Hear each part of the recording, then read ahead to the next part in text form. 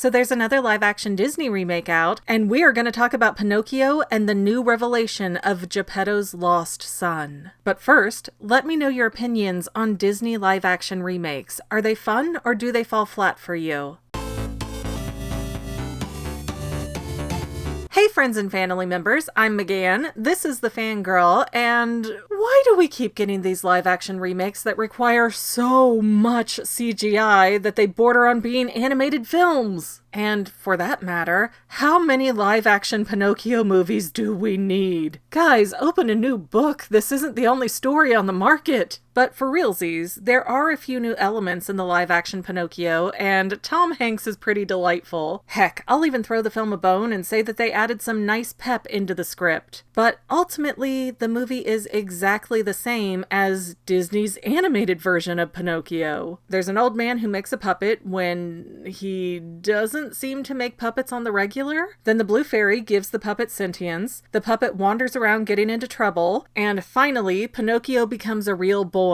Maybe. I don't know why this new version wanted to act vague about that part. It's a key moment to the whole climax. It's also notably strange that Monstro the whale is turned into a sea monster with tentacles, and I get that that might have been a relevant fear for Italians in the 1800s, but it was a tad much visually. It's just a really strange detail to alter, considering everything else about Monstro just looks like a big ol' whale. However, there is a fresh segment at the start of the movie that adds some clarity to Geppetto's life before carving himself a puppet friend. And apparently, there was a young boy who looked strikingly similar to Pinocchio that Geppetto had lost before. Now, the easy call is that this was Geppetto's son, because Papa G seems to have this Dr. Tenma level of fixation on recreating his lost child, but even though that's an easy grab, I truly do not think that's the case here. For one, Geppetto seems to be highly affected by the loss of this young boy, but Geppetto himself is quite old. He's a gray-haired man at this point, which means it's unlikely that he lost a son that was 8 to 10 recently. So if this loss were a relatively fresh wound, a professional woodcarver would have started this endeavor at a much younger age. You might even expect it to be part of the grieving process itself, so right around the time that the child was lost. We can also take a step back and look at how Geppetto lives. He lives in a one-room workshop with a kitten and a goldfish, and there's so much stuff in there that he's clearly been in that home for a long time. There's also no private bedroom, which means if Geppetto had a son, the son wouldn't have had a room of his own. It would also mean that Geppetto had lost his wife somewhere along the way, and if that had been the case, then I imagine that the photograph and the nostalgic memories would have reflected the loss of a partner as well. Plus, again, it is a one-room home. There was nowhere for mommy and daddy to get jiggy with it while baby slept. Like,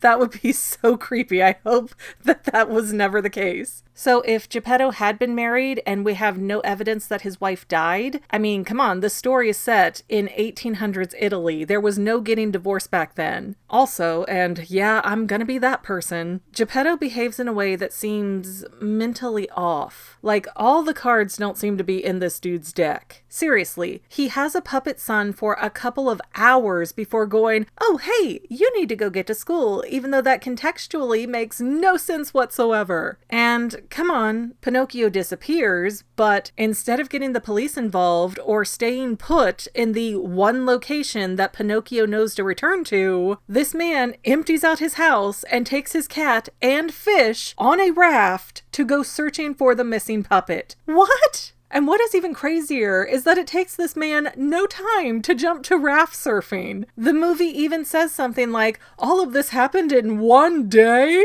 You did all that in one day?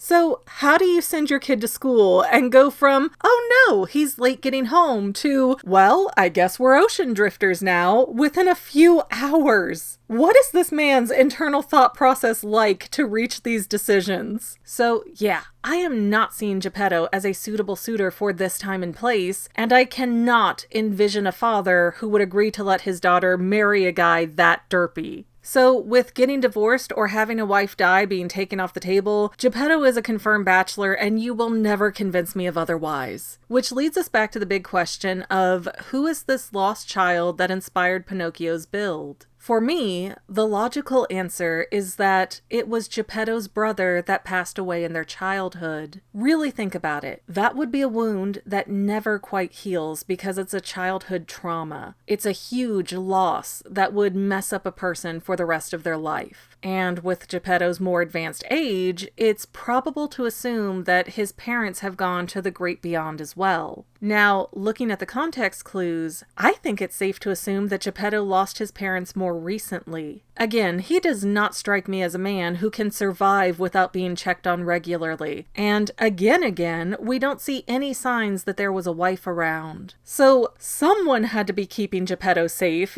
since the ocean called to him as badly as it called to Moana. Which means if Geppetto's parents had recently died, that would invoke a lot of feelings of loneliness and nostalgia, i.e. thinking about the lost brother. And we can see this need to try and fill a void by Geppetto adopting a kitten, which was done recently as kittens age and grow pretty quickly. And a kitten is a lot of fun, especially a good kitten like Figaro, but it doesn't quite fill the void of a person. So nostalgia plus loneliness plus grief equals Pinocchio being built and a wish upon a star. That's the best conclusion for why an old man waited so long to build a puppet effigy, and why an old man was suddenly so lonely when his lifestyle suggests that loneliness should be a normalized issue for him by this age. It's all because Geppetto lost his parents very recently, and in his grieving process, he wanted to bring a piece of his family back, and he chose his younger brother who didn't make it through childhood. I know this theory is so short, but the live-action movie of Pinocchio kind of freaked me out, and I do not like those kids changing into donkeys. Too real, man. But I think this is a solid theory, and I hope you guys enjoyed it, because it might not be reality, but theories are more fun.